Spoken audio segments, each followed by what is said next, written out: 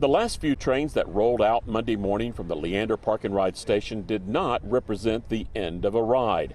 But it was a possibility for commuters like Caroline Nicholson until every vote was counted Saturday night. I'm really excited. I was a little nervous that this would not be here.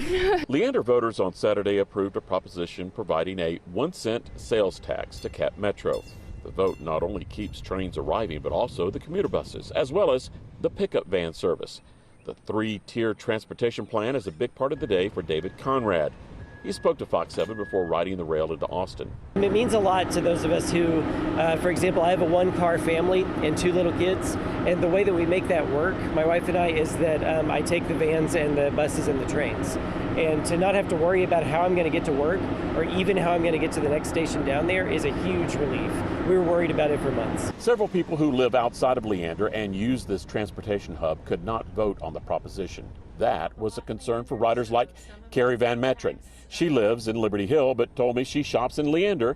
And while she was one of the few using the train Monday morning, she expects to see fewer empty seats. I'm trying to get back into riding the train. I'm very glad that it passed. The penny sales tax for CapMetro at Leander last year generated almost $10 million. Those who opposed the transportation partnership argued it gives away too much for too little in return.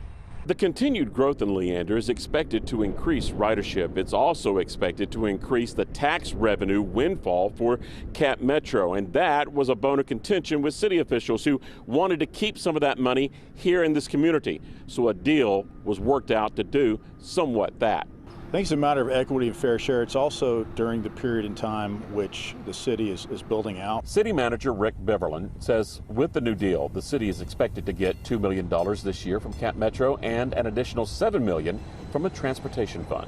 It's a guarantee that we will get a portion of funds back over the next 10 years, with the majority of the money coming up front. In 10 years, what happens? Another vote? I would hope that we'd be able to expand on this relationship and go ahead and revisit another interlocal agreement at some point. I think that the proof will be in the pudding over the next few years as we approach 100,000 in population. If Leander had voted to pull out, transportation services would have ended almost immediately. But the sales tax was expected to continue for about 4 more years.